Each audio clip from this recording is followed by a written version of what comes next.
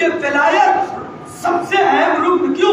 امام فرماتے ہیں اس لیے کہ الولایتنا، سنیے گا، ولایتنا، ہماری ولایت مفتاح کل عمل، ہماری ولایت ہر عمل کی چابی ہے۔ واہ سبحان اللہ، نہیں لگاؤ گے نہ نماز کا واہ سبحان اللہ، نہ روزے کا دروازہ کھلے گا، نہ حج کا دروازہ کھلے گا، نہ زکات کا دروازہ کھلے گا۔ ولایت کی چابی لگاؤ گے تو جنت کے دروازے تک پہنچے۔ اللہ سبحان اللہ،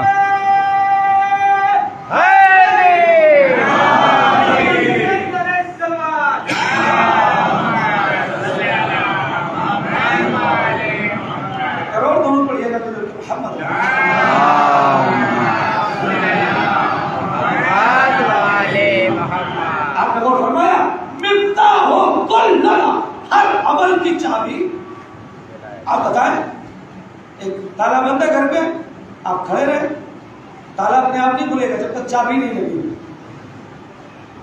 جب تک چابی نہیں لگے گی تالا کھلے گا نہیں کھلے گا۔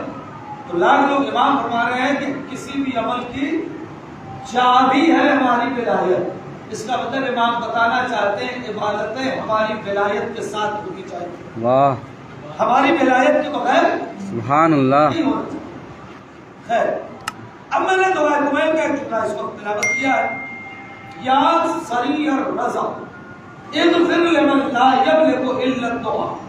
یہ بہت جب یہاں سے مجلس آگے جائے تو پوری توجہ سے سنتے رہیے گا، میں جلدی جلدی مضامین پہنچاتا چل جاؤں گا۔ یہ بہت زیادہ جلدی راضی ہونے والے خدا، اور آپ کے دل کو چھونے والا ترجمہ کروں، آئے ماں سے زیادہ جلدی راضی ہونے واہ والے خدا۔ سبحان اللہ، پھر مجھے معاف کر دے، لا یملک الا الدعاء، میرے پاس دعا کے علاوہ کوئی ملکیت ہے ہی نہیں، میرے پاس دعا کے علاوہ کوئی چیز ہے ہی نہیں، میرے پاس اگر کچھ ہے تو سوائے دعا کے کچھ نہیں ہے، صرف دعا ہے۔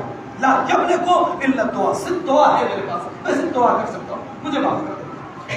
کس سے آپ کہہ رہے ہیں؟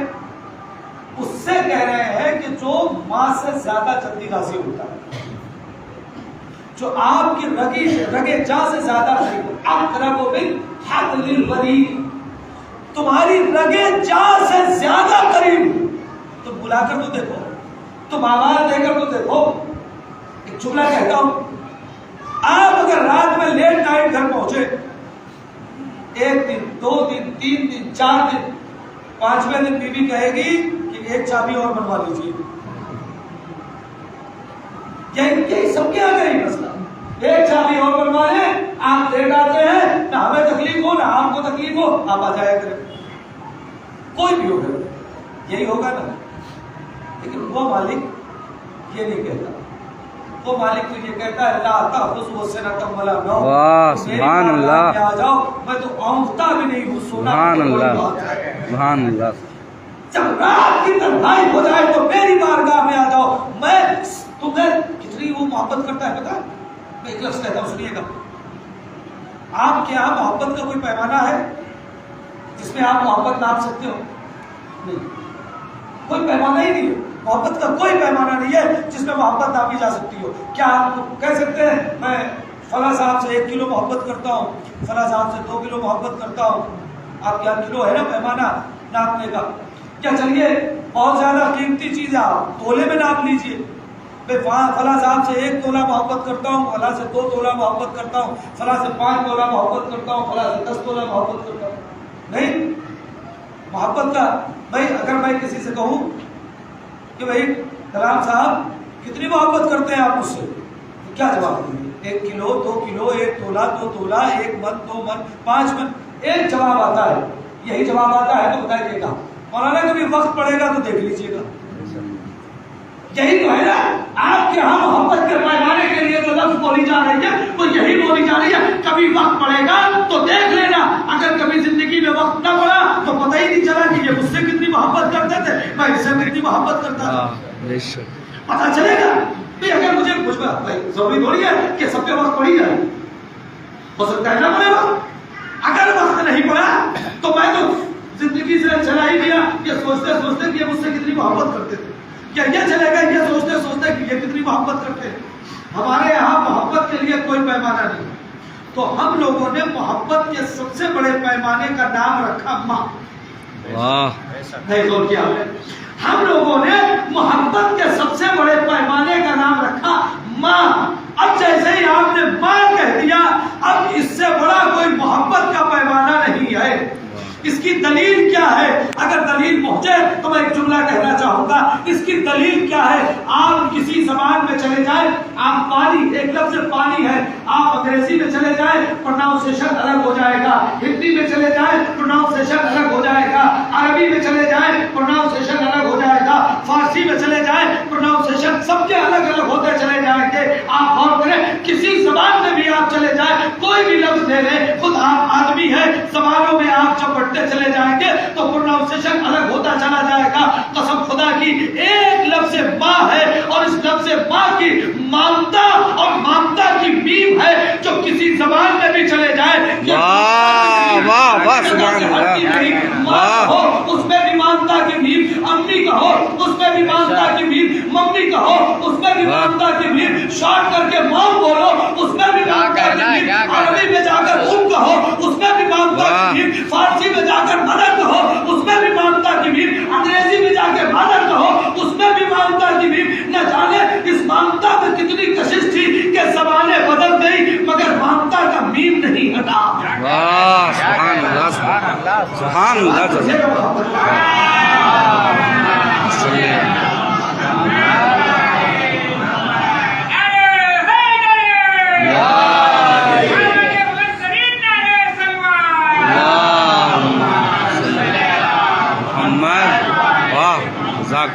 آپ نے وہ فرمایا زبانیں بدلتی چلی جا رہی ہیں اس لیے کہ مامتا زبانوں کی محتاج نہیں ہے, یہاں تک کہ مامتا تو انسانیت کی بھی محتاج نہیں ہے. اگر ماں جانور بھی ہے تو بھی وہ اپنے بچوں کے لیے وہی مامتا دکھاتی ہے جو ہماری مائیں دکھاتی ہے. آپ نے غور فرمایا تو ہمارے پاس محبت کا جو سب سے بڑا پیمانہ ہے وہ ہے ماں. اللہ ہم سے محبت کرتا ہے, پتہ ہی نہیں چلتا دنیا میں کہ وہ محبت کتنی کرتا ہے, اس لیے کہ ہمارے پاس محبت کا کوئی پیمانہ ہے ہی نہیں کہ جس میں ناپا جائے. اللہ نے کہا جب تمہارے ہاں محبت کے سب سے بڑے پیمانے کا نام ماں ہے, چلو میں اسی پیمانے میں ناپ کے بتاتا ہوں کہ میں تمہاری ماؤں سے 70 گنا زیادہ. سبحان اللہ. ایک ماں اپنے بچے سے کتنی محبت کرتی, وہ اللہ 70 گنا زیادہ محبت کرتا ہے اس سے. ہماری ذمہ داری کیا ہے؟ اس کے قریب ہو جائیں. اس کے قریب ہم کیوں نہیں ہو پاتے پتہ ہے؟ توجہ کریں گے بھائی, سنیے گا, بہت اہم گفتگو. اس کی ایک وجہ اور وہ وجہ ہے ہمارے گناہ. فلسفے اور فلسفی حضرات جو علم فلسفے کے ماہر ہیں ان کا کہنا ہے, توجہ کریں گے, ان کا کہنا ہے کہ انسان جتنا نجاست کے قریب جائے گا اتنا طہارت سے دور ہوگا. واہ یہ کلیہ ہے, بے شک یہ کلیہ ہے. مثلاً آپ کی سچ بتاؤں, میں نے دیکھا ہے آپ نے بھی یہ کیا ہوگا, اس میں جتنے افراد ہیں 90% آپ کہیں چل رہے ہو اور آپ کے ہاتھ میں کچھ نجاست لگ جائے. ہاتھ کس کا ہے؟ آپ کا. آپ کی اپنے ہاتھ کی بات کرو, ہاتھ میں اب آپ کی باڈی سے وہ ہاتھ دور ہو جاتا ہے. آپ دور ہاتھ کیے ہوئے چل رہے ہیں کہ کہیں پانی ملے تو اسے دھو لوں. کیوں؟ آپ ہی کا تو ہاتھ ہے. یہ توجہ ہی نہیں کر رہے صاحب. بھائی کیا یہ کوئی الگ شہر آ گئی جو آپ اپنے سے الگ کیے ہوئے؟ کہ نہیں صاحب, چونکہ ہاتھ میں نجاست لگی ہے یہ پھیلنے نہ پائے, لہذا جب تک پانی نہ ملے گا ہمارے جسم سے یہ دور رہے گا. بھائی یہی کلیہ آپ بنا لیجئے کہ جس طریقے سے ہاتھ میں لگی ہوئی نجاست آپ کا اپنا ہاتھ ہے مگر دور ہے, تو دنیا کی کوئی بھی نجاست ہے اپنے سے قریب مت آنے دینا. اس لیے کہ جیسے ہی نجاست قریب آئے گی, علماء فلسفہ کہتے ہیں, ویسے ہی طہارت دور چلی جائے گی. نہیں غور کیا, اور تھوڑا آسان کرو. آپ کی یہ 5 انگلیاں ہیں, پاک ہے. ایک انگلی آپ نے نجاست میں ڈال دی, اب کتنی انگلی آپ کی پاک ہے؟ 2 انگلی نجاست میں ڈال دی, اب کتنی انگلی آپ کی پاک ہے؟ جیسے جیسے نجاست بڑھتی گئی طہارت کم ہوتی گئی یا نہیں گئی؟ نہیں, آپ کو بچوں نہیں, جیسے جیسے نجاست بڑھتی گئی ویسے ویسے طہارت کم ہوتی گئی نا. پہلے 5 پاک تھی, ایک نجاست میں گئی اب 4 پاک ہے، 2 نجاست میں گئی اب 3 پاک ہے، تو نجاست جیسے جیسے بڑھی ویسے ویسے طہارت کم ہوئی۔ تو یہی حال روح کا بھی ہے، جس طریقے سے روح کے اندر نجاستیں بڑھتی چلی جاتی ہے ویسے ہی طہارت کم ہوتی جاتی ہے، اور جب طہارت کم ہو جاتی ہے تو انسان خدا کے دور ہو جاتا ہے۔ آج تو دعا کرے کہ قربت اللہ، مگر اللہ سنتا ہی نہیں۔ کیوں؟ اب اس کا بہترین عمل کیا ہے؟ امیر المومنین حضرت علی بن ابی طالب علیہ السلام، سنیے سے سوال ہو مولا بہت توجہ جانے کیا توبہ قبول کیسے ہوتی ہے؟ ہر آدمی چاہتا ہے نا دعا کیا کرو کہ توفیق توبہ مل جائے۔ کیا کہا مولا سے؟ مولا توبہ قبول کیسے ہوتی ہے؟ بھائی آمادہ رہ کے سننا۔ توبہ، مولا نے فرمایا توبہ قبول ہونے کی 5 شرطیں، ہمیں ایک بھی نہیں پتا، اور ہم روز ایسے تھوڑی توبہ قبول ہوتی ہے، یا زبان سے کہہ دیا استغفر اللہ ہو گیا۔ مولا فرماتے ہیں، امیر المومنین علیہ الصلوۃ والسلام فرماتے ہیں توبہ قبول ہونے کی کتنی شرطیں ہیں؟ 5 شرطیں۔ ایک آمادہ ہے؟ پہلی شرط، جو پچھلا گناہ ہے اس پہ دل سے شرمندگی۔ توبہ قبول ہونے کی 5 شرط، جو پچھلا گناہ ہے اس پر دل سے شرمندگی، آئندہ گناہ کے لیے نہ کرنے کا مصمم ارادہ۔ آپ دیکھیں آسان ہے یہ 2 چیزیں نا، اب اس کے بعد کی 2 چیزیں سخت ہیں، اور 5ویں چیز تو بہت سخت ہے۔ 2 چیزیں یہ بہت آسان ہے، اتنا بھی کر لے تو کام ہو جائے گا، لیکن آگے کی چیزیں۔ پہلی چیز کیا کہا؟ جو پچھلا گناہ ہے اس پہ شرمندگی، احساس شرمندگی۔ آپ جملہ کو توبہ آپ زبان سے نہ کہے، استغفار نہ کہے، احساس شرمندگی بھی ہو جائے نا تو وہ مالک قبول کرتا ہے۔ احساس ہے، پہلی چیز کیا ہے؟ احساس ہے شرمندگی۔ دوسری چیز آئندہ اس گناہ کو تکرار نہ کرنے کا مصمم اور پختہ ارادہ۔ تیسری چیز بہت سخت، یہی آگے ہم لوگ فیل ہو جاتے ہیں، یہاں تک تو پھر بھی چلے آتے ہیں، ایک پائیدان سے دوسرے پائیدان میں چڑھتے ہیں، تیسرے پائیدان میں 80% فیل ہو جاتے ہیں۔ کیا توبہ کو پہلا دوسرا ذہن میں آ گیا؟ تیسری چیز مولا فرماتے ہیں، تیسری چیز یہ ہے کہ اگر کسی کا حق تمہارے ذمہ ہے تو اسے ادا کرو۔ قبولیت توبہ کے لیے شرط ہے کہ کسی کا حق ہے تو دے دو۔ ہمارے یہاں یہ سب سے بڑا مسئلہ ہے، پرابلم یہ ہے، بہت بڑی پرابلم ہے حقوق کی۔ ہم حق مار کے بیٹھ جاتے ہیں اور سوچتے ہیں کہ صاحب ہم ہی حق پر ہیں، حق مار کے بیٹھتے ہیں اور سوچتے ہیں ہم ہی حق پر ہیں۔ آپ غور کریں یہ ہوتا ہے نہیں ہوتا؟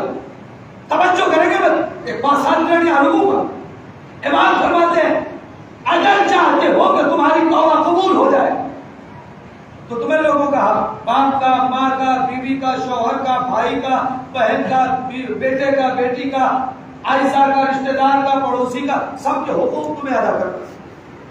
1 روپیہ بھی آپ اس دنیا سے لے کے نہیں جا سکتے۔ ہم لوگ سوچتے ہیں یار اگر کسی کا 10-20 ہزار مار لیا ہے تو کون سا 10-20 ہزار کا وزن کیا ہوتا ہے؟ کوئی وزن ہی نہیں ہوتا ہے۔ تو 5-10 ہزار کا کوئی وزن ہے؟ 10-12 ہزار کی بات چھوڑیے، 1 روپیہ بھی اگر آپ کسی کا لے گئے ہیں نا، یہاں وزن نہیں پڑتا۔ جیسے ہی آپ اس دنیا سے جائیں گے پھر اس کا وزن سمجھ میں آئے گا، یہ اتنا بھاری ہوگا کہ اٹھا نہیں پاؤ گے۔ میں آپ کو عرض کرتا ہوں 2 روایتیں ہیں، حقوق ادا کرتے ہیں۔ ہم لوگ کیا سوچتے ہیں جب واپس آنا ہے اس دنیا میں ختم ہوگی کہاں، لے لیا، بہن کا مار لیا، بھائی کو مار لیا، بیوی کو مار لیا، ماں باپ کو مار لیا، بیٹے کو مار لیا، بھتیجے کو مار لیا، ایک مسئلہ بیان کر کے پھر بات کرو۔ ہمارے یہاں ایک حق ہے جو سب سے زیادہ مارا جاتا ہے، سب سے زیادہ مارا جاتا ہے، ہم سب اس میں شریک ہیں۔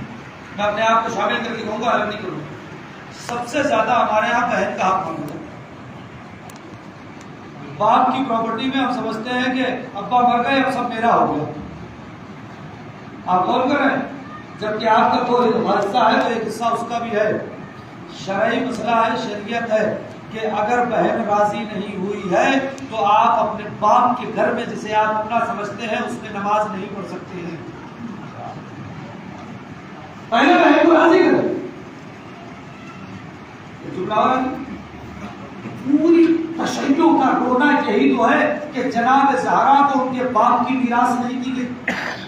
واہ، ایک اور بے شک۔ اس بات کا یہ نہیں ہے کہ جناب سیدہ کو ان کے بابا کی میراث نہیں دی گئی اور غیروں نے یہ کہہ کے میراث لے لیا کہ نبی کسی کو وارث بناتا نہیں، نبی کسی کا وارث بنتا نہیں ہے، لہذا جناب سیدہ کو ان کے باپ کی میراث نہیں دی گئی۔ کہیں ایسا نہ ہو کہ جب میدان محشر میں جناب سیدہ جائے کہ یا اللہ مجھے میرے بابا کی میراث نہیں ملی، ہماری بہن بھی جا کر کھڑی ہو جائے پروردگار مجھے بھی میرے بابا کی میراث نہیں ملی، تب کیا ہوگا؟ کیا ہماری ذمہ داری ہے کہ ہم دیکھے جائیں؟ دینا چاہیے نہیں دینا چاہیے؟ مسائل ہے کسی کا ایک بات اور ہے جو بہت نازک سی ہے، جو آپ سب روز مرہ کی ہے، میں چاہتا ہوں آگے پہنچے۔ ایک آدمی نے بھی عمل کر لیا تو میرے لیے بھی زیادہ آخرت ہو جائے گا، اور جو مرحوم کے سال ثواب کی مجلس ہے ان کو بھی بہترین اجر اور ثواب ملے گا ان کی مجلس سے اگر آپ دیکھیں گے۔ سنیے گا، ہم لوگ جاتے ہیں مارکیٹ میں، کوئی چیز اگر 21 روپے کی ہے آپ اس کو 30 روپے دیجیے تو اسے آپ کو 9 روپے ریٹرن کرنا ہے، تو دکان والا بولتا ہے چھٹا نہیں ہوتا ہے۔ اب کیا کریں؟ وہ کہتا ہے 1 روپیہ بعد میں دے کے جانا، آپ کہہ دیتے ہیں ٹھیک ہے بعد میں دے کر چلا جاؤں گا۔ 1 روپے کی کوئی حیثیت نہیں ہے، آپ بھی بھول گئے، دکان والا بھول گیا، اب وہ آپ کے گلے پہ پھنسا ہے، اسے آپ ہلکے میں مت لیجیے، اب یہ آپ کے گلے میں پھنس گیا، اس لیے کہ آپ نے اس سے کہا تھا کہ دو کا 1 روپیہ، وہی معاملہ نپٹا کے نکل گئے کہ بھیا میں 1 روپیہ نہیں دینے والا ہوں، یہ 30 والی چیز مجھے 20 میں دو، اور نہیں تو یہ مجھے 9 روپیہ واپس کرو یا 1 روپیہ دو۔ کل والا مسئلہ نہیں، اگر 1 روپے کا اتنا چھوٹا قرضہ ہے کہ آپ گھر پہ بتائیں گے بھی نہیں، گھر والوں کو بھی نہیں پتا ہوگا کہ آج آپ 1 روپے کا بوجھ اٹھا کے آئے ہیں، اور خدا نہ خواستہ رات ہی میں چلے گئے، اب 1 روپیہ رہ گیا، اب یہ 1 روپیہ جو رہ گیا اس کی ویلیو کیا ہے، اس کی صلوات پڑھے گا۔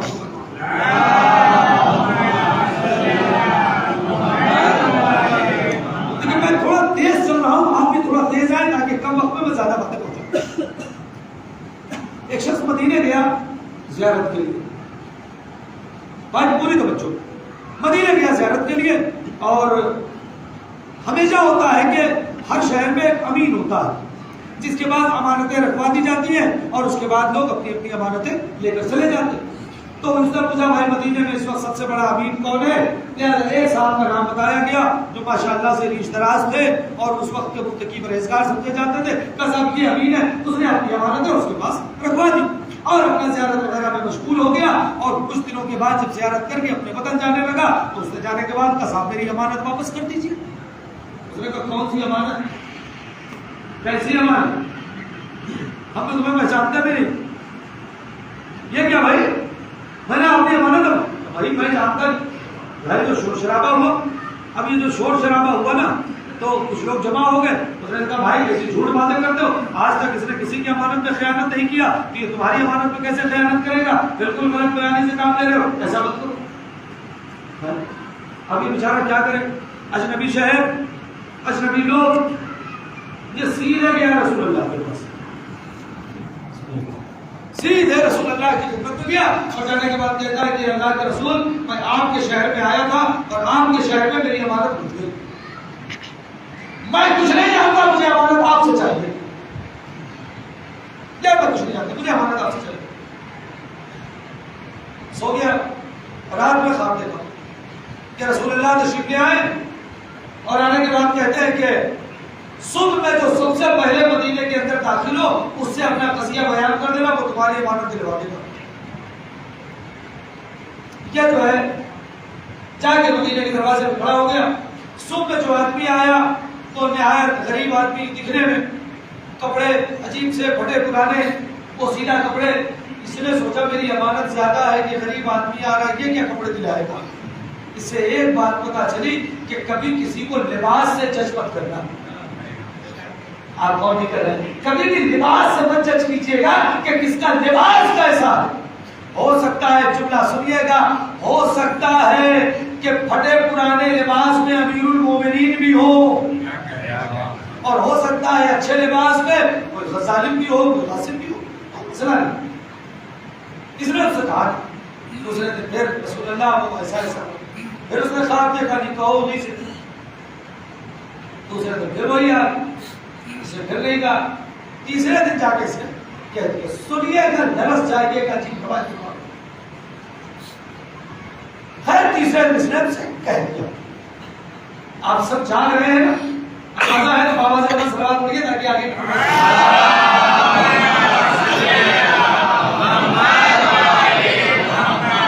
روایات پہنچنی چاہیے. میں نے کہا نا آپ جہاں کہیے گا میں وہاں آپ سے داد دے دوں گا، لیکن اس وقت تک داد دینا نہیں چاہتا ہوں، میں مضامین پہنچانا چاہتا ہوں.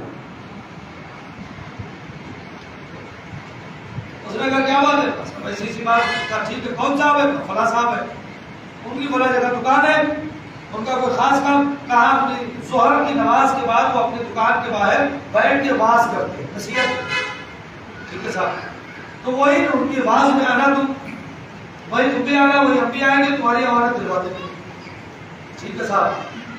یہ کہے اب اس نے دل میں کچھ ہو رہی ہے، دیکھا یار آج بھی آ گیا، روز آگے جو ہے معاملہ میرا خراب کرتا ہے، آج پھر آ گیا. خیر کوئی بات نہیں، اسے تو یقین ہے کہ پورا محلہ تو میرے ساتھ ہے، یہ میرا خریدا لے گا. وہ اپنی نصیحتیں کرتا رہا، اچھی اچھی باتیں بتاتا رہا. تھوڑی دیر کے بعد اس کا آواز ختم ہو گیا. اب جب اس کی نصیحت ختم ہوئی، اس کا آواز ختم ہو گیا، تو بھائی تمہارا کیا ہے کام؟ میری ہمارا کون سی ہمارا فائدہ، تمہیں میں جانتا نہیں، کیوں لوگ آتے ہو؟ اس نے کہا صاحب ان کو چھوڑو، پہلے میرا واقعہ سنو.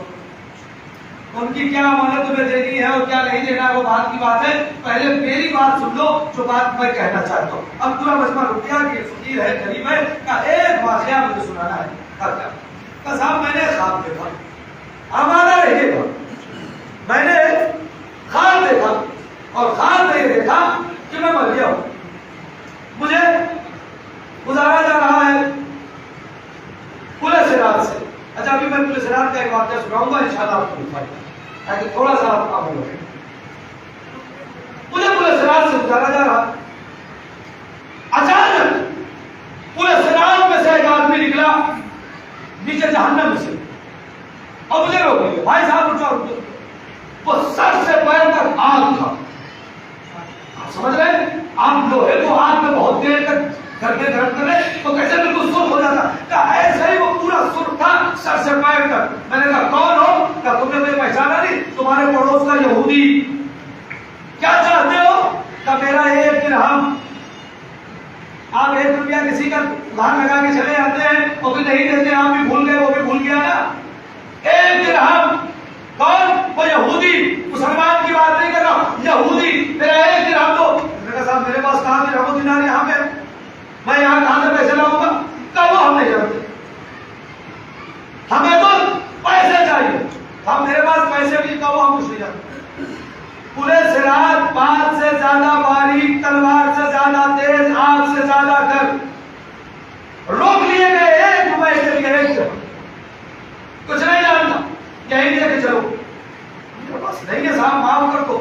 کہ یہ معافی کا معاملہ دنیا میں تھا، وہی معاف کرتے وہی معاف کراتے، یہاں تو معاف ہونے والا نہیں. اب کیا کریں؟ ہمیں پیسے. اس نے کہا صاحب پیسے نہیں ہیں، اس کے عوض میں کچھ لینا ہو تو لے لو. کہا ٹھیک ہے. تو یہ جو میرا ہاتھ ہے پورا ہاتھ سب ایسے اپنے سینے پہ رکھنے دو. پورا مجمع غور سے سننا ہے، بالکل ویسے جیسے آپ سن رہے ہیں اس کو. مجھے اپنا یہ ہاتھ اپنے سینے پہ رکھنے دو. پاگل ہو گئے ہو؟ مر جاؤ. مرا ہوا آدمی ہے، پورے صراط سے گزر رہا ہے. کہا نہیں کیا میں برداشت نہیں کر سکتا. کہا نہیں صاحب اس کے بغیر تو تمہیں چھوڑوں گا نہیں. اب اس نے دعائی دی کہ نہیں صاحب آپ تو میرے پڑوسی ہیں، اور آپ ایسے ہیں اور آپ ویسے ہیں، اور یہ معاملہ ہے اور وہ معاملہ ہے اور ایسا معاملہ ہے اور ویسا معاملہ ہے. اس نے شروع کیا اپنا کام. اس نے کہا چلو ٹھیک ہے 4 رعایت کر دیتا ہوں. 4 گھڑی 4 بھی بہت زیادہ. کہا 3 بھی بہت زیادہ. کہا 2 بھی بہت زیادہ. 1 کم سے کم ایک معاملہ آگے ایک پہ بنا. اب یہ پورا مطلب سننا ہے, یہ بھی سننا ہے, وہ بھی سننا ہے کہ ایک انگلی اپنے سینے پہ رکھنے دو, اس کے بعد میں جہنم میں, تم جاؤ جنت میں تمہیں نہیں روکوں گا, لیکن یہ ایک انگلی اپنے سینے. میں نے کہا میں کس طریقے سے آگے بڑھ سکتا ہوں, یہ تو آگے جانے نہیں دے گا. اللہ وہاں آواز طرف بھی آگے آگے نہیں بڑھ سکتا, پہلے اس کا ہاتھ ادا کر کے جاؤ. اس نے میرے سینے پہ ایک انگلی رکھ دی اور میری آنکھ کھل گئی. اب سنو, اس نے وہ جہنم کے آدمی نے ایک انگلی میرے سینے پہ رکھی اور میری آنکھ کھل گئی. تب پھر کیا ہوا؟ تب پھر ہوا یہی کہ اس خواب کو دیکھے 20 برس ہو گئے. بلبا ہے وہ بھی اس خواب کو دیکھے 30 برس گزر گئے. کہا پھر کیا ہوا؟ اس نے اپنا گریبان چاک کیا, کہا 20 برس ہو گئے مگر یہ زخم اب تک تازہ ہے. اور اس نے اپنا سینہ کھول کے دکھا دیا کہ 20 برس ہو گئے, یہ زخم اب تک تازہ ہے. سوچو اگر کسی یہودی کا بھول چوک میں ایک درہم میں لے کر چلا گیا تو اس نے ایک انگلی رکھ دی. اگر تم کسی کا پورا مال ہڑپ کر لو گے تو یہ کیا کرے گا تمہارے ساتھ؟ صلوات پڑھیے گا بہت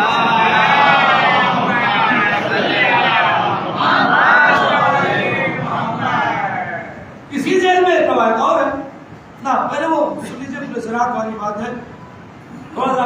اچھا ایک بات کہہ دوں, جو لوگ مجھے جانتے ہیں جانتے ہیں, جو نہیں جانتے وہ سن لیں.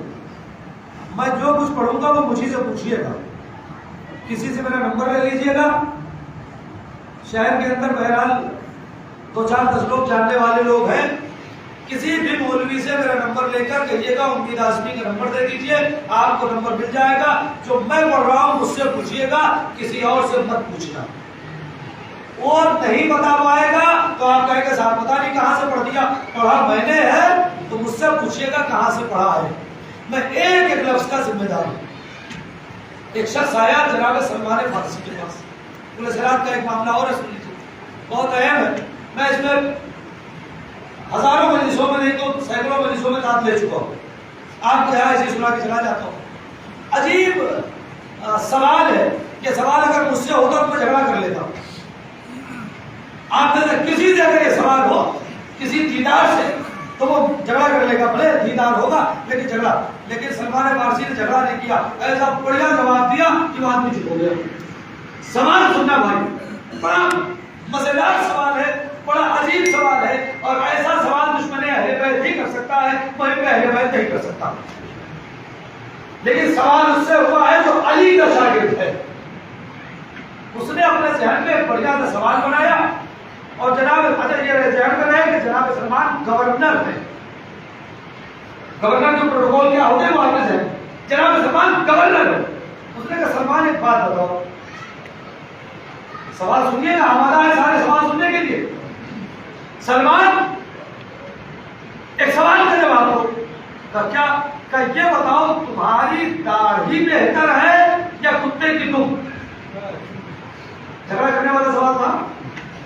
تیری داڑھی کی بےزتی کر رہا ہے, بات ٹھیک خراب, سوال کتنا عجیب سا ہو گیا. اس نے سوچا اگر سلمان کہے کہ میری داڑھی افضل ہے تو اس کا مطلب انہوں نے کتے کے دم کی توہین کر دی. پھر ہم کہیں گے دیکھو وہ بھی تو مخلوق کے خدا ہے, اور خدا کی مخلوق کی توہین سلمان کر رہے ہیں. اور اگر کہتے وہ افضل ہے تو ہم تو یہی چاہ رہے ہیں کہ داڑھی کی توہین ہوتا ہے. لہذا دونوں اعتبار سے سلمان پھنسیں گے. لیکن جو شاگرد علی کا ہوتا ہے پھر دنیا میں کوئی ایسا سوال نہیں ہے جو اسے پھنسا دیا جاتا ہے. آپ غور کریں. اب بتائیں اس کا سوال کا جواب جو سلمان فارسی نے دیا, لطف آئے تو بتائیے گا. عجیب سوال کتنا سخت تھا, کتنا خراب تھا, کتنا موٹا تھا, کتنا عجیب تھا. سلمان تمہاری داڑھی بہتر ہے یا کتے کی دم؟ یہ سوال ہے تاریخ میں, آپ اسے چاہیے گا حوالہ لے لیجیے گا. جناب سلمان کا جواب پسند آئے تو بتائیے گا, یہ جواب علی والا ہی دے سکتا ہے. کیا کہا, پھر سے سوال ہو رہا ہوں, یہ بتاؤ تمہاری داڑھی افضل ہے یا کتے کی دم؟ سلمان نے کہا اس کا بہت سیدھا سا جواب ہے. کہا کیا اگر میں پورے صراط پار کر لوں تو میری داڑھی اچھی ہے, اور اگر میں پورے صراط پار نہ کر کے جہنم میں چلا جاؤں تو پھر کتے کی دم اچھی ہے. آپ بولی نہیں کر رہے. سلمان بولیے گا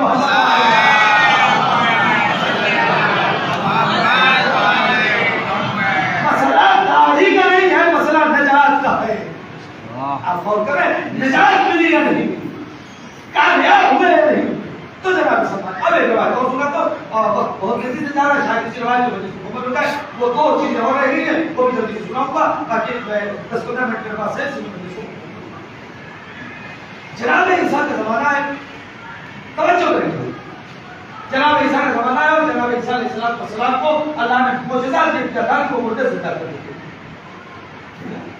معجزہ تھا مردہ زندہ کر دیتے. جناب عیسیٰ ایک راستے سے گزر رہے تھے, دیکھا ہے قبر ہے. آپ بھی جب گاؤں دیہات میں جائیں تو سڑک پر ایک قبر ہے, صاحب کس کی قبر ہے بچے پوچھتے ہیں تو آپ یہ کہتے ہیں کسی شہید کی ہے, ہم بھی اپنے بچپن سے ایسے ہی دیکھتے چلے آئے. اس نے اپنے دادا سے بھی پوچھا تو کہتے ہیں کسی شہید کی ہے, ہم بھی اپنے بچپن سے. ہوتا ہے کہ نہیں ایسی قبریں آپ نے دیکھی ہیں آپ کے ہر گاؤں میں دیہات میں, ایک قبر کسی شہید کی ہے پتہ نہیں کس کی ہے. جناب عیسیٰ نے کہا لاؤ ذرا ان سے معلوم کریں ان کا معاملہ کام ہے, یہ کون صاحب ہے. جناب عیسیٰ نے اس کو اپنے معجزے سے زندہ کیا, تو بہت تیزی سے زندہ. جناب عیسیٰ نے اپنے معجزے سے اسے زندہ کر دیا. اب جب وہ زندہ ہو گئے تو جناب عیسیٰ نے پوچھا بھائی قبر کے اندر ہو برزخ میں ہو, یہ بتاؤ تمہاری برزخ میں کیا کیسی اوپر رہی ہے, معاملہ سب ٹھیک ٹھاک ہے, بڑھیا ہے, کیا چل رہا ہے, توجہ کریں, برزخ میں گزر کیسے. اس نے کہا اللہ کی روٹی بہت بڑھیا بہت اچھی, کوئی پرابلم نہیں, ایک تکلیف ہے. کیا تکلیف ہے؟ کہ اللہ نے ایک سانپ معین کر رکھا ہے جو آتا ہے میرے پیر پہ کاٹتا ہے اور اس کے بعد چلا جاتا ہے.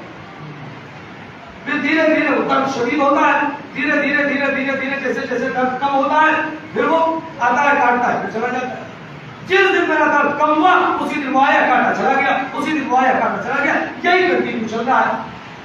جناب عیسیٰ نے پوچھا کس جرم کی سزا ہے. جرم سنیے سلوات پر آواز بلند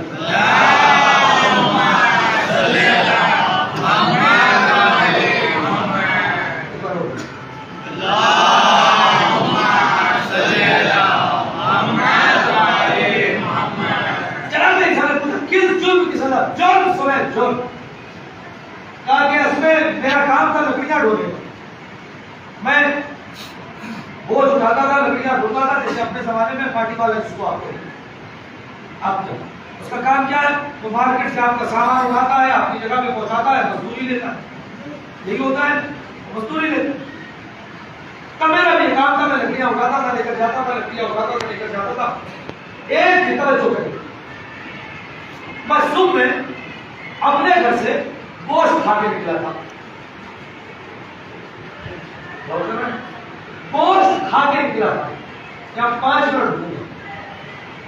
اور ہوا یہ کہ گوشت کا ریشہ اگر پھنس جائے زبان دانت میں تو عجیب کیفیت ہوتی جب تک نکل نہ جائے.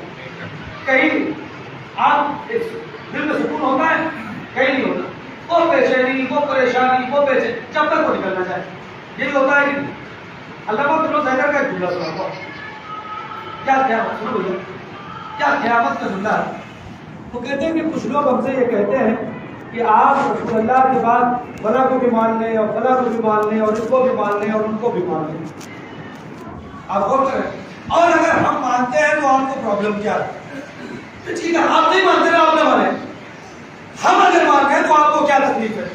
انہوں نے بڑا پیارا سا جواب دیا تھا, یہی دیا کہ اس کے بعد میں روایت بتاؤں. انہوں نے یہ بتاؤ کبھی تمہارے دانت میں گوشت پھنسا ہے, کہاں پھنسا ہے, بھائی سمجھو کیا قیامت کا جواب ہے. 2 دانت کے بیچ میں گوشت پھنستا ہے, پھنستا ہے نہیں پھنستا, تکلیف کسے ہوتی ہے, دانت کو ہوتی ہے, پریشان کون ہوتا ہے, زبان. وہ زبان بار بار وہاں جا کے لگے گی, جب کہ یہ پھنسا ہے دانتوں کے بیچ میں, نہیں آپ غور نہیں کر رہے, لیکن زبان بار بار جائے گی. اب کوئی زبان سے کہے بھائی پھنسا دانتوں کے بیچ میں ہے, تجھے کیا تکلیف, غور نہیں کر رہے. سلوات پڑھیے محمد والے.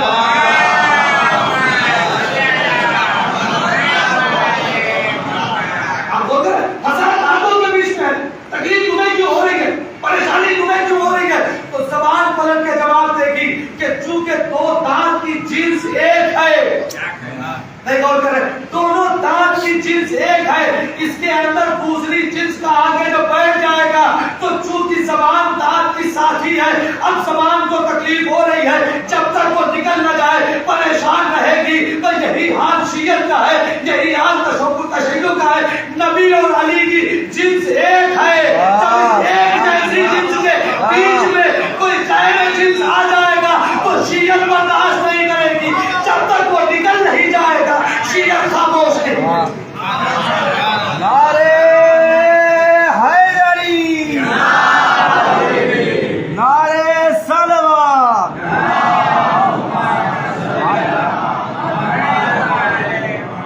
کوئی کہے گا زبان سے کہ کیا تکلیف ہے, یہ جملہ تھا جو میں نے سنا دیا.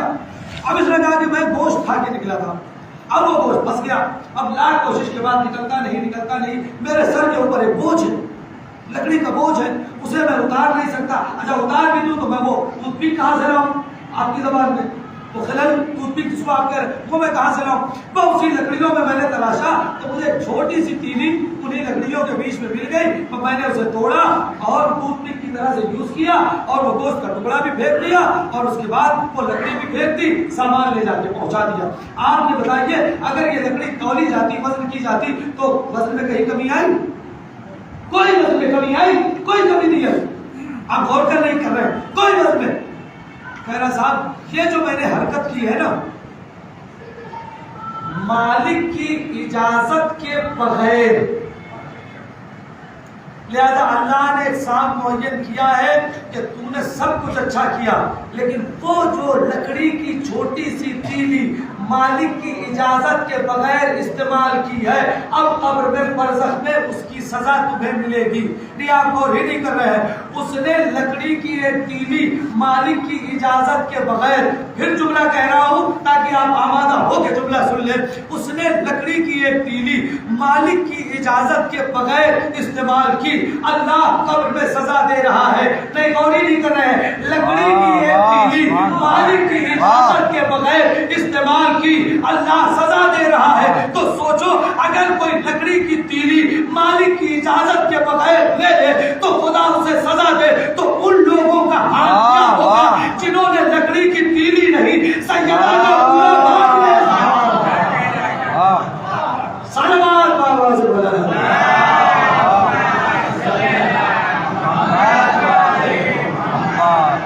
اللہ انہیں کتنی سزا دے گا. خیر یہ تین چیز تھی, میں اب جلدی سے آ جاؤں, وقت ختم ہو گیا. چوتھی چیز, تیسری چیز کیا تھی؟ اگر کسی کا حق رہ گیا ہے تو اس دنیا میں دے کر جاؤ. ہو سکتا ہے کہ تھوڑا سا ہم نقصان اٹھا لیں, یہ ممکن ہے کہ ہم نقصان اٹھا لیں. آپ سچ بتائیے دنیا کا نقصان بہتر ہے یا آخرت کا؟ جی دنیا کا نقصان بہتر ہے نا.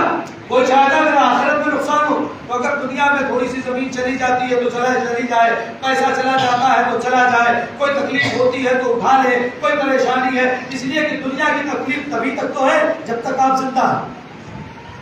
40 50 60 70 سال اور اس سے زیادہ تو نہیں.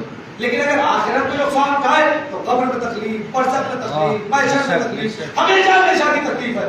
تو اگر چند دن کی تکلیف کے بعد ہمیشہ کا آرام مل رہا ہے تو چند دن کی تکلیف اٹھا لے اور جس کا جو حق ہے دے دے, تاکہ جب قیامت میں جائے تو بری اس سے مر جائے. یہ تین چیز. چوتھی چیز, اگر اللہ کا حق رہ گیا ہے, توبہ کی قبولیت کی شرائط بتا رہا تھا, اللہ کا حق رہ گیا ہے تو پہلے وہ ادا کر لو, توبہ اپنے آپ قبول ہو جائے گی. یعنی اگر نمازیں رہ گئی ہے, روزے رہ گئے ہیں, حج رہ گیا ہے, زکات رہ گئی ہے, جو بھی اللہ کے حقوق اگر رہ گئے ہیں تو ان حقوق کو ادا کر دیجیے. توبہ. پانچویں چیز جو ہم سب کے لیے نہیں ہے لیکن مولا نے کہا ہے بیان کریں, اگر کسی کا جسم حرام غذا سے بنا ہے, ماشاءاللہ سے اچھی باڈی ہوتی پرانی اس نے, لیکن غذا حرام تھی, تو مولا فرماتے ہیں تب تک توبہ قبول نہیں ہوگی کہ جب تک اس گوشت کو پگھلا نہ دو کہ تمہارے بدن کی ہڈی اور چمڑا باقی رہے. اس کے بعد حلال غذا سے گوشت کھاؤ تاکہ تمہارے یہاں نیا جو گوشت آئے وہ حلال غذا سے, پھر تمہاری توبہ قبول ہوگی. اس توبہ کی قبولیت کی شرائط ہے جو میں نے آپ کو خطبہ میں عرض کر دیے. خدا کے قریب ہو جائیں گے اور اس خدا کے لیے جو ماں سے زیادہ جلدی نازل اب زیادہ ہو گیا تھوڑا سا, ماں سے زیادہ جلدی راضی ہونے والا اس خدا کے قریب. وہ اپنا بابر احمد بولے تھے. ایسا نہیں کہ رمضان چلا گیا تو بابر احمد پر بولے. بابر احمد بلا ہو آپ جب اس کی بارگاہ میں چاہے چلے کسی وقت چلے گا. اس نے اپنے کرم کی انتہا کر رکھی ہے. اگر وہ یہ کہہ دیتا کہ نماز ظہرین کا وقت سے پہلے بندی ہے 1 بجے سے ڈر گئے آپ پڑھتے ہو اسی وقت نہیں پڑھتے, لیکن اس نے سوچا کہ میرے بندے پریشان نہ ہو اس لیے بس ہی ہوتا. آج نہیں پڑھ سکتے ہو کل پڑھ لینا, کل نہیں پڑھ سکتے ہو پرسوں, جب تمہاری سمجھ میں آئے پڑھ لینا. میں کبھی وہ قبول کر دوں. روزہ بیمار ہو تو کرنا, سفر میں ہو تو کرنا, اپنے گھر پہ ہو صحت گئے تو رکھو کرنا. کوئی ایسی عبادت نہیں جس میں اللہ نے آپشن دے دیا. نماز میں آپ کو وسعت دی, بیمار ہو کوئی بات نہیں, بیٹھ کے پڑھ لو, بیٹھ کے نہیں پڑھ سکتے لیٹ کے پڑھ لو, لیٹ کے نہیں پڑھ سکتے اشارے سے پڑھ لو, آج نہیں پڑھ سکتے کل پڑھ لو, کل نہیں پڑھ سکتے پرسوں پڑھ لو. آج نہیں شروع ہے جس کا پرسوں نہیں پڑھ سکتے, جب موقع ملے پڑھ لو. روزہ 30 رکھو, بیمار ہو مت رکھو, سفر میں ہو مت رکھو, جب صحت ہو تو رکھنا. نہیں صحت ہو زندگی بھر تو کچھ نہیں, 7.5 کلو گیہوں ایک دن کا دے دینا ہو جائے گا. اب دیکھیں آپشن رکھا, حج اگر صاحب استطاعت کو دو نہیں تو مت دو, خمس اگر سال بھر کھانے کے بعد خرچ کے بعد بچے تو دو ورنہ مت دو. زکات مال ہفتے کے ساتھ تک پہنچے تو دینا. بٹ کوئی ایسی عبادت ہے جس میں اللہ نے آپشن نہیں رکھا ہے, یہ کر لو ایسے کر لو, ایسے نہیں کر سکتے تو ایسے. اس کا مطلب یہ ہے اس نے اپنے کرم کی انتہا کر دی ہے. ہم لوگ اب تک اپنی بندگی کی ابتدا نہیں کر پائے. قریب ہو جاؤ خدا کی, اللہ کے قریب خدا صرف اور بدت اللہ کہنے سے کام نہیں چلے. دل سے چاہو کہ میں اپنے مالک کے قریب ہوں, اس لیے کہ جنت اس کی بارگاہ میں. اب وقت نہیں ہے کہ میں آگے کوئی روایت اور کوئی آیت آپ سے پیش کر دوں. خدا کے قریب ہو جاؤ. وہ آپ سے بہت پیار کرتا ہے, بہت چاہتا ہے, وہ 70 ماؤں سے زیادہ محبت کرتا ہے. اتنا چاہنے والا خدا, اتنا کریم مالک. آپ شروع ہی کرتے ہیں بسم اللہ الرحمن الرحیم, شروع کرتا ہوں اس کے نام سے جو رحمان بھی ہے جو رحیم بھی ہے. آپ غور کریں اتنا رحمان اور رحیم ہے, اتنا کریم ہے. کیا ہم دوسروں کو سوری بول دیتے ہیں؟ اگر ہمیں ذرا سا روڈ پہ چلتے ہوئے دھکا لگ گیا سوری کہے آگے بڑھے, لیکن آپ اسے جانتے ہیں, نہ اس کے مزاج کو جانتے ہیں, نہ اس کے خاندان کو جانتے ہیں. اگر تھوڑی تھوڑی غلطی پہ آپ سڑک پہ چلتے ہوئے عام آدمی کو سوری بول سکتے ہیں, تو آپ اپنے اس مالک کو سوری کیوں نہیں بول سکتے ہیں؟ آپ اپنے اس خدا کو سے معافی کیوں نہیں مانگ سکتے ہیں؟ آپ اس خدا سے کیوں نہیں کر سکتے ہیں پروردگار مجھ سے غلطی ہو گئی مجھے معاف. یقین جانے اگر اہل بیت علیہ الصلوۃ والسلام نہ ہوتے تو ہمیں پتہ ہی نہیں چلتا کہ خدا کے قریب کیسے جایا جاتا, کیسے جایا جاتا ہے. کائنات میں امیر المومنین سے بڑھ کر کون ہے جو اس کائنات سے گیا ہو تو یہ کہتے گیا ہو اس کو رب الکعبہ, رب کعبہ کی قسم میں کامیاب ہو. علی اس دنیا سے کامیاب کریں, لہٰذا ہم علی کے ماننے والے ہیں. لہٰذا کوشش کریں کہ جب بھی ہم اس دنیا سے جائیں تو کامیاب جائیں, ہم اس دنیا سے جائیں تو کامیاب جائیں. عزیزو, جانے والا چلا جاتا ہے, یادیں رہ جاتی ہیں. خدا مغفرت کرے مرحوم کی, ان سے درجات کو بلند. سب ہے بچیوں کے لیے باپ لے جانا, زوجہ کے لیے شوہر کو لے جانا, پوری دنیا گزر جاتی ہے, لیکن اس میں ایک دنیا کو ہے کہ سہاگ جڑا ہے وہ تو آباد. ذرا کباب سے پوچھو, جس کا سہاگ بھی اجڑ گیا جس کی گود بھی اجڑ گئی. یقین جانے اگر کربلا نہ ہوتی تو ہمارے لیے منزل بہت سخت تھی. 2 سے 3 منٹ اور مسائل کو مکمل کرنا. مسائل پڑھنے کی چیز نہیں ہے, مسائل کو تصور کرنے کی. رباب اس مظلومہ بیوی کا نام ہے کہ کربلا میں جس کی آغوش بھی اتری ہے, جس کی مان بھی ہے, جس کا سہاگ بھی لڑ گیا. کہتے ہیں کہ جب تبرکات ملے اور یہ قافلہ آزاد ہوا ہے اور جب تبرکات لوٹائے گئے تو پہلے پہلے سر آئے، ایک ایک بیوی گئی اور ایک ایک سر کو لینے لگی. جناب زینب امام حسین کا سر، جناب ام کلثوم آگے بڑھی، جناب عباس کا سر، جناب ام لیلا آگے بڑھی، جناب علی اکبر کا سر، ایک ایک بیوی ایک ایک سر کو لیتی رہی. آخر میں سارے تبرکات جب رہ گئے تو آنے والی تھال کے اندر ایک چھوٹی سی چادر تھی جس کا لینے والا کوئی نہ تھا. تو کان کے بندے تھے جن کا لینے والا کوئی نہ تھا. آنے والی عورت کہتی ہے ارے یہ کس بچی کا ہے، کیا تم میں سے کسی کا نہیں ہے؟ اب رباب تڑپ گئی اور اس چادر کو لیا. علامہ ذیشان حیدر جوادی کہتے ہیں کہ رباب اس چادر کو لے کر زندان شام میں گئی اور سکینہ کی قبر پہ رکھ کے کہا اے سکینہ، ارے بھاگو سے منہ چھپاتی تھی، لو آج چادر آ گئی ہے. اور اس کے بعد بہت دیر ہو گئی. سنیے گا عزیزو، جب بہت دیر ہو گئی اور جناب رباب نہیں آئی تو جناب زینب نے کہا، عجیب جملے پڑھتے تھے علامہ ذیشان حیدر جوادی، تو کہتے تھے کہ جب بہت دیر ہو گئی اور جناب رباب نہیں آئی، جناب زینب گئی تو کیا دیکھا کہ جناب رباب سکینہ کے تعویذ قبر سے ایسے لپٹی ہے جیسے کوئی ماں اپنے بیٹے کو اپنے کلیجے سے لگائے ہوئے ہے. اے عزیزو، جناب زینب نے دونوں شانہ پکڑا اور چاہا کہ رباب کو اٹھائے. سنو اور باب ازا، علامہ جوادی نے عجیب جملہ یہاں پر پڑھا ہے. وہ کہتے ہیں زینب کے لیے جلتے خیمے سے سید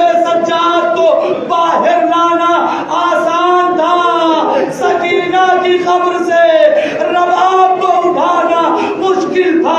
یہ زینب جانے، زینب کا کلیجہ جانے کہ کس طریقے سے اٹھایا. اور باب ازا ذرا سوچے، جناب رباب واپس آئی، یہ قافلہ کربلا پہنچا. عزیزو، جب یہ قافلہ جانے لگا ساری بیویاں محفلوں میں بیٹھنے لگی. رباب حسین کی قبر پہ بیٹھ گئی. ارے سب جاؤ، سب کا مدینے جانا مبارک. رباب نہ جائے گی. جناب زینب قریب آئی، اے بھابی رباب آپ کو بھی چلنا پڑے گا. کہا ارے میں نہ جاؤں گی، آپ جائیے. ارے آپ کی گود اجڑ گئی ہے، آپ کا سہاگ تو سلامت ہے. رباب کس کے بھروسے جائے؟ رباب کی تو گود بھی اجڑ گئی، رباب کا سہاگ بھی اجڑ گیا. رباب کس کے بھروسے جائے؟ زینب کو منع کر دیا، میں نہ جاؤں گی. اتنے میں سید سجاد آئے، اے اماں میں امام وقت رہا ہوں، چلیے اب کیا کرے. رباب مجبور ہو گئی، قبر حسین پہ ہاتھ رکھا اور آواز دی، اے میرے والد و وارث، آپ کو دھوپ میں دیکھ کر جا رہی ہوں. رباب وعدہ کرتی ہے سائے میں نہ بیٹھے گی. رباب وعدہ کرتی ہے سائے میں نہ بیٹھے گی. ہار باب ازا، رباب مدینے چلی گئی، سائے میں نہ بیٹھی. ایک دن زینب کہتی ہے اے بیٹا سجاد، ارے بہت دن ہو گیا اما رباب سائے میں نہیں آئی، ذرا جا کے کہو. بار باب ازا مجلس مکمل ہو گئی. جناب سید سجاد میں کہا سجاد، میں امام وقت سے وعدہ کر کے آئی ہوں کہ میں امام وقت آپ سے کہہ رہا ہوں سائے میں چلے. پر رباب نے کربلا کا رخ کیا، آواز دی، اے میرے والی و وارث، آپ سے وعدہ کر کے آئی تھی سائے میں نہ بیٹھوں، مگر کیا کروں؟ ایک امام وقت مجھے حکم دے رہا ہے، پروردگار میرے وعدے کی لاج رکھنا. اتنا کہہ کے اب جو رباب نے ایک قدم آگے بڑھایا، اچانک زمین پہ گری. سجاد نے سنبھالا، آواز دی، بوبی اماں اتنا